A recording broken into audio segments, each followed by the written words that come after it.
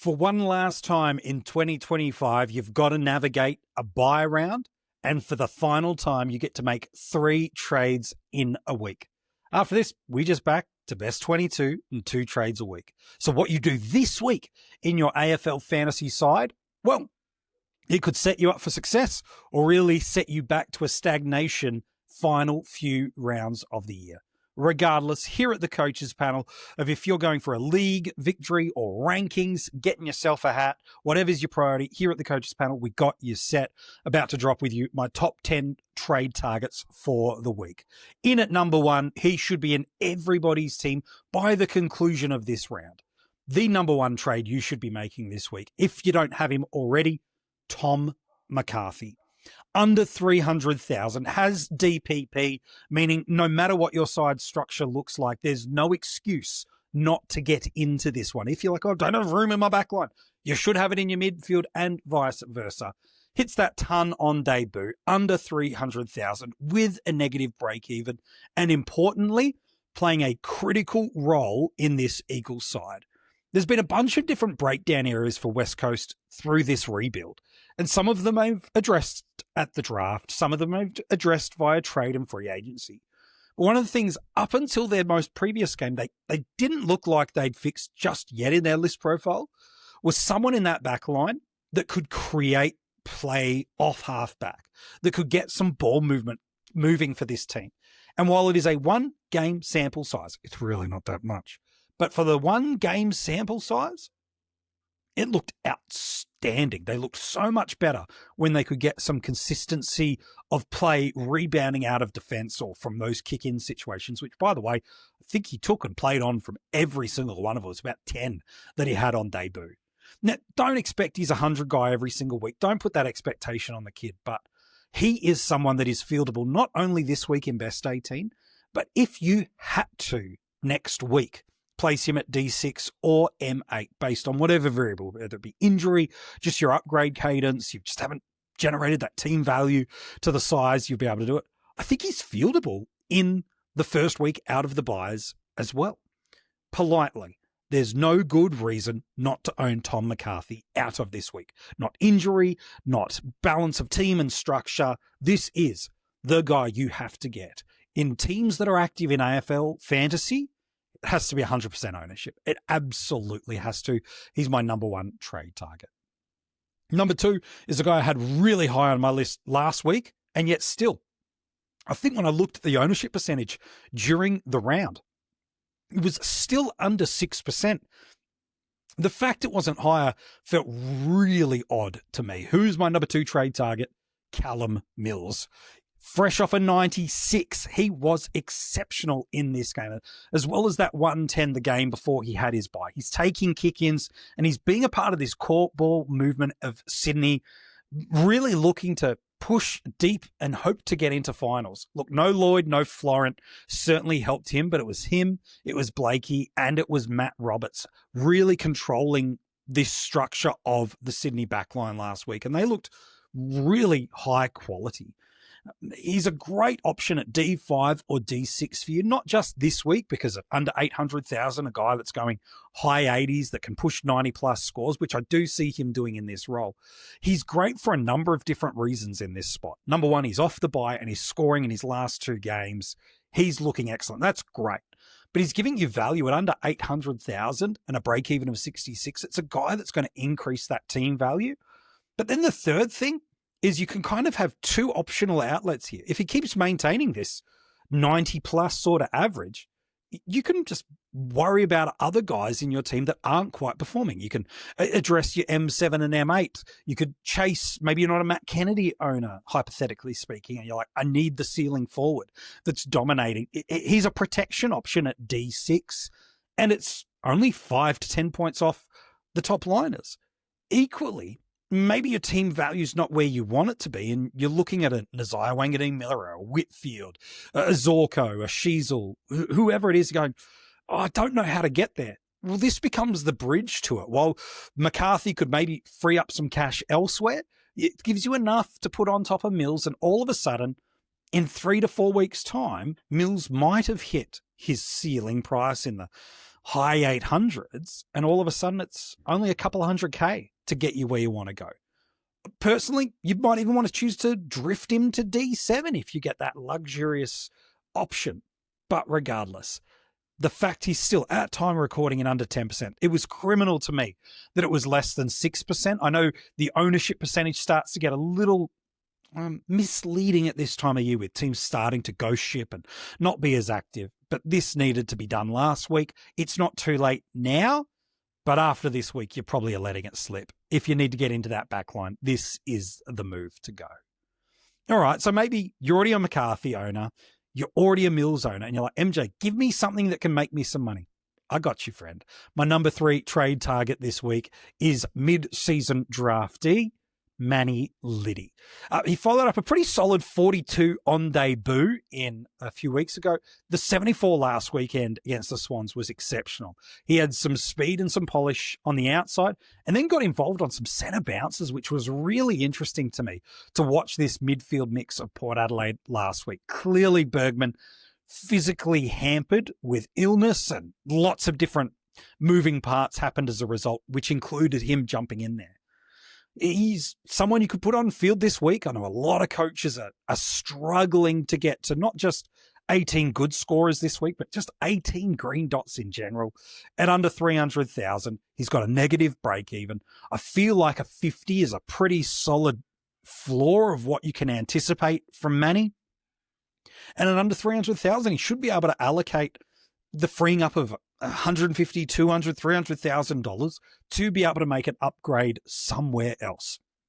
Whether that be a guy like a Levi Ashcroft who's got to his line, you're ready to upgrade to a top of their line play, or to free up some cash to get rid of a dead red dot that you know is not going to do anything for you and you need that fieldable play. However you choose to get there, if you don't have McCarthy, he's the top downgrade option. If you do, then Litty is the play. And there's going to be some people that need to do the double down to be able to afford the upgrade, and that's absolutely okay to sit in that space. He only should need to be on field this week. If you're needing to field Litty in a week's time after the 3 trades this week, the 2 trades next week, probably is then more reflective of where your team and the variables of luck and good coaching that you've had this year. You don't want him on field next week unless there's an injury or a late out. But he's going to get plenty of opportunity. He needs to be given plenty of games at Port Adelaide, and I think you can have some confidence to roll him at your M9 spot after this week. My number 4 trade target, Nick Daicos. He was in this list last week too, but I put the flag saying he's a quality player, the price is right, but there's a Windhager tag, and didn't matter. Yeah, it was a low ton, but it didn't matter. He's got the Eagles this week, who are the 3rd easiest team to score against for inside midfielders. That seems pretty juicy, doesn't it? Well, how about I tell you something that's better? His career average against West Coast is 123.6. I'm not talking about his last game or his last 2. I'm talking about his career average is 123.6. I don't see any West Coast Eagles player capable of staying with him. And as good as a tagger as Windhager is, Daicos still found a way to score on him. I'm looking at this. Maybe you've got a player that I'm about to say next that you've got your captaincy's eye on, and I'd understand why. But if you're looking for a sort of mid-round VC, he's the play. If you're looking to capitalize on one of the early Thursday or Friday night VCs, there's some names. He's in that sort of Saturday range. I don't mind it. But look, just over $1 million. The break even and average are almost negligible. 1 in 2 coaches now own him. And the scary thing is he hasn't really taken the season away from us yet. I feel like Collingwood are just getting going. This could get scary. I still think he could average from here to the end of the year 110, 112 with relative ease, which is not something you can say a lot of premium mids can do. Nick's got that capacity, and it could start from now onwards with a big, big ceiling game. 130, 140 plus wouldn't be outside of the world of probabilities for Nick Daicos. You run the gauntlet, hasn't hurt you yet. Sometimes you just need to join in on the gauntlet before it starts to hurt you. And then my number 5 trade target for AFL Fantasy this week is the guy that feels like the fail-safe Sunday skipper if you need it, Jordan Dawson. 110 plus midfielder this year. One of the most expensive players in the game. And while that break even is on the higher end of things at 133, this is a guy that has been able to get it done for us more often than not this year. He's got the Tigers this week. He loves playing at the MCG. He's got a really good history there as an Adelaide Crow. Richmond over the last 5 weeks are the 4th easiest midfield team to score against for inside mids.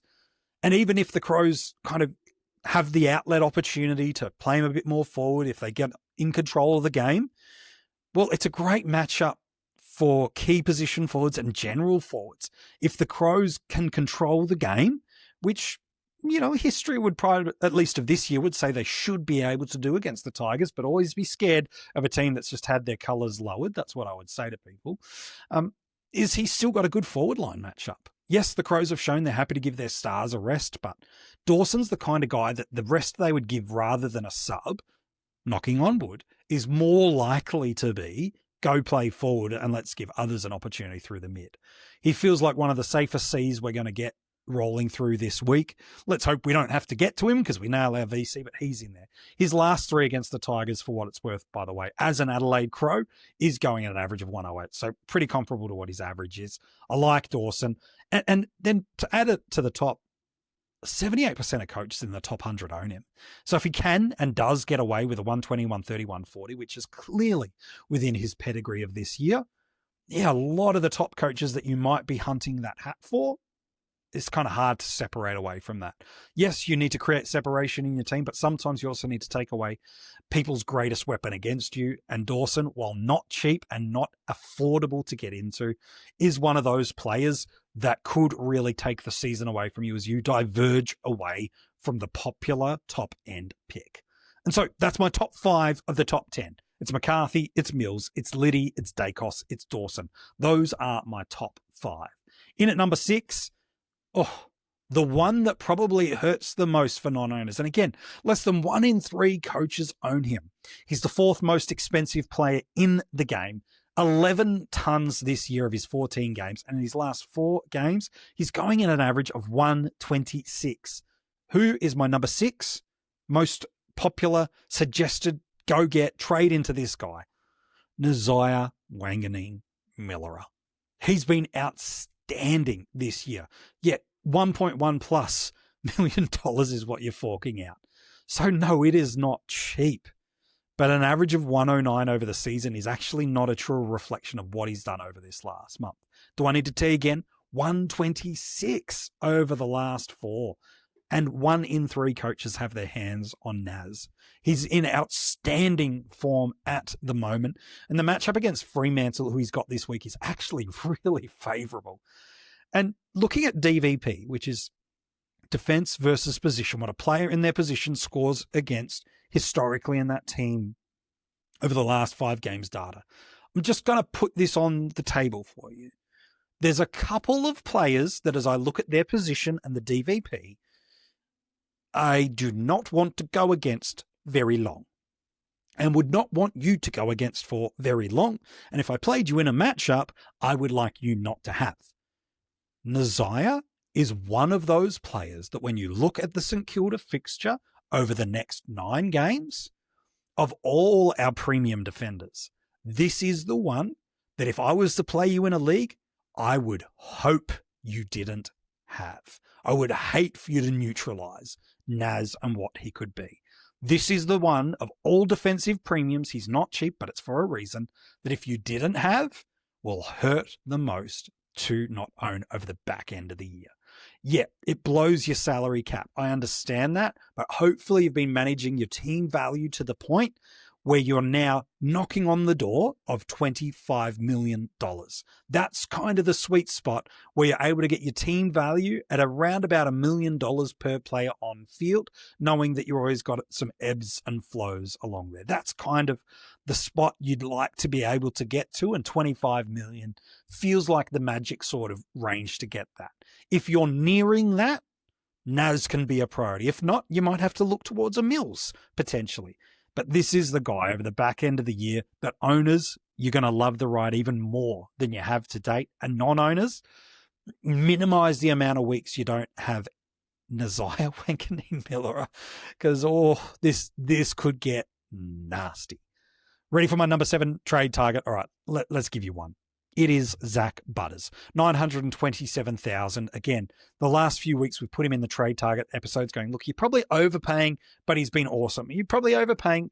Well, now is the last week that I could say it's time to get on. He's fresh off a 107 last week, and he's got a break even of 86, and his average is high 90s, but the truer value is really in that sort of 105 territory.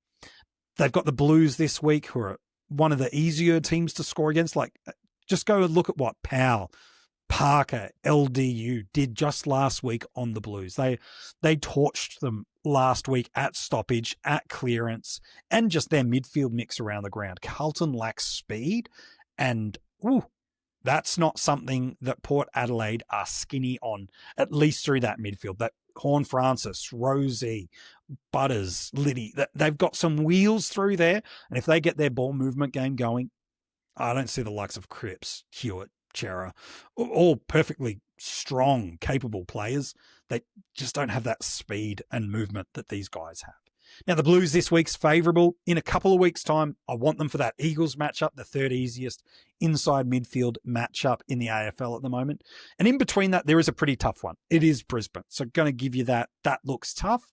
But if the defensive side of Zach's game is flying and you can get some ceiling on either side of it, including this week, like 110, 115, then I think there's good value. He offers that already to you now. It's the last week. I'm probably going to put him in the trade targets. Well, at least until that Eagles game. Now's a good chance to jump on. He doesn't have a great personal history against the Blues, but I feel like this Carlton team is in a different space than they have been over the last couple of years. Time to jump on. Zak Butters is my number 7 trade target.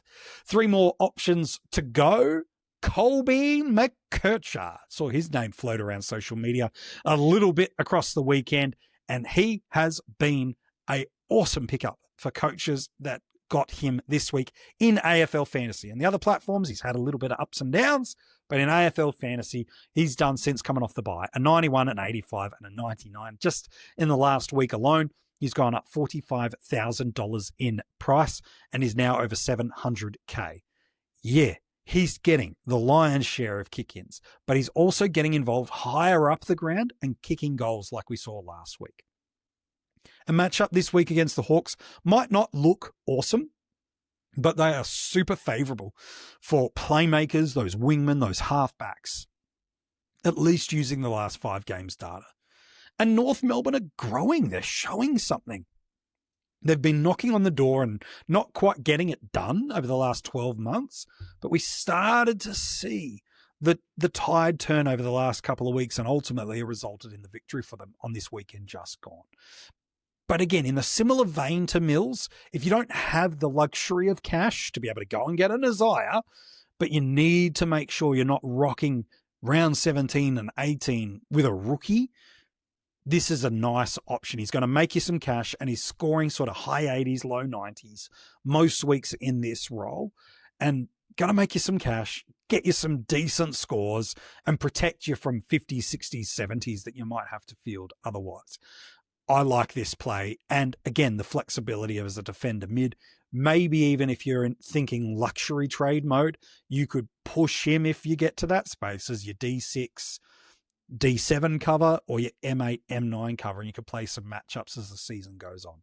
Regardless, Colby McCarthy, fantastic player. I am chopped on to this selection, as you should be too. 2 players left to go. You ready for them? Josh Daicos. I've been a Josh Daicos owner for a lot of the year, and I've loved just about every second of it, and I'd like to invite you in on the double Daicos train. He's coming off 4 straight tons. His last 3, he's gone an average of 110. And while the Eagles matchup this week doesn't scream dark, super green gravy matchup, here's what we know about Josh, is he has the score build to knock a 50 to 60 point quarter at will. He takes kick-ins. They look to get the ball in his hands arguably more so than even a Dan Houston. And go back and think about some of the games recently, in the last 5 to 10 minutes of games, when Collingwood have iced the game, are they putting the foot on the throat and killing teams and trying to... No, they're just like, you know what? We're just going to take it easy. And the junk level of fantasy points that Josh, that Nick, that Ned Long, that Pendles, that Crisp, that these guys can put on in a matter of sheer minutes is incredible. So at just over 950k, there's a little bit of value there. He is the type of player that can put a 50 to 60 point quarter on against almost anyone at any time. And as long as his brother's in the team, are you really going to shut down Josh and allow Nick to roam free? You're not doing that. And again, just the way Collingwood move the ball and just the unbelievable power of running that Josh has. He gets into spaces to always have or find a way to get the ball in his hands. I like this as a pick. 110 in the last 3, 4 straight tons. I think it's going to continue on for us this week. I'm jumping on him. And then my last trade target for you is a bit of a unique one. Not unique in terms of ownership, because a lot of people jumped into him last week, but because I normally wouldn't suggest a player that's got such a tough matchup, but I'm going there anyway. Sam Darcy is my number 10 trade target. Yes, he's fresh off a 115 and a 114 over the last 2 weeks, but I want to put him on the radar despite having the Swans matchup, which is really tough for key forwards. Now, Sam's a little different, understandable, but I want to put him on the radar for a couple reasons. Number one, we're getting some weird fluctuation in our premium forward scoring at the moment, and spending anything north of 900k, unless it was to get into Kennedy, Bailey Smith, or Nick Martin, I'd have a level of hesitancy around. Yeah, Jackson's been great, but if you've missed that good matchup last week, I probably wouldn't be as, yes, go for it. Yes, we've had others like a Brian Myers be excellent, but he's on the bye this week.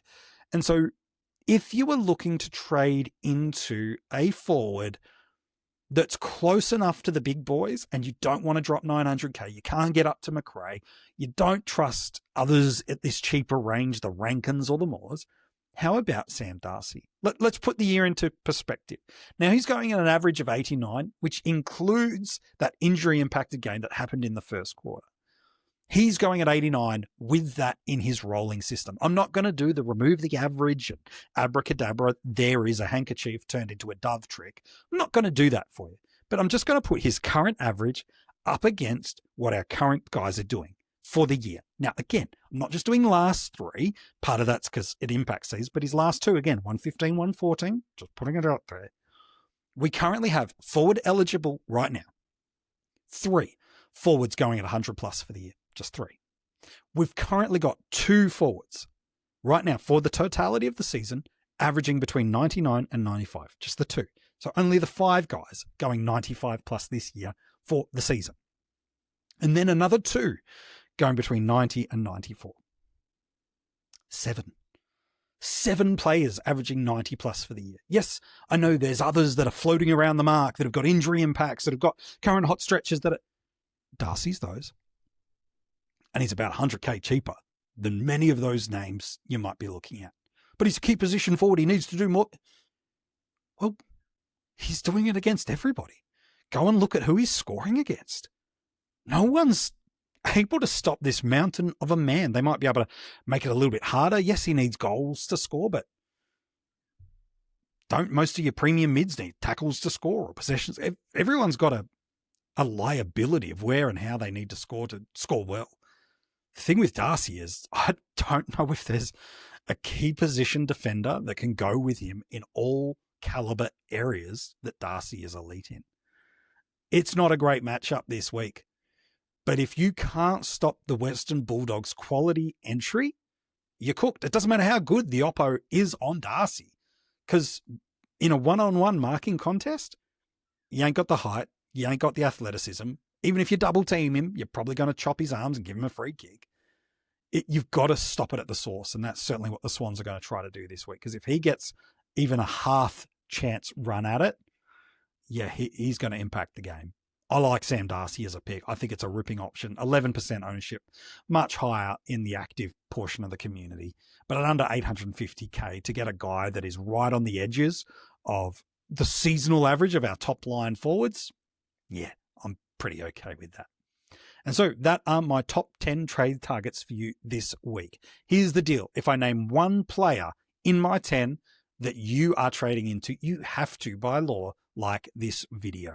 If you haven't subscribed to the channel yet, make sure you do so. Every Monday, Tuesday, Wednesday in season, we are dropping a fresh video for you every single week, whether it be our trade targets, our strategy sessions. We've got some stuff cooking for you that's a special surprise coming after the bye that you do not want to miss. We hope you've subscribed if you haven't already done so. Make sure you do it and turn the notifications on so as soon as an episode is live, you find out about it straight away. Inside the description of this episode are all the details where you can get in touch with us across social media, where you can become a Patreon and gain access to some exclusive content and extra special group access to a bunch of different other free things that come your way as a Patreon. And of course, you can get your hands on some Coaches Panel merch. Hey, good luck heading into this round. I hope the trades you make all land nicely for you. We will look forward to chatting with you real soon for our strategy session and our Supercoach trade target episode a little later in the week.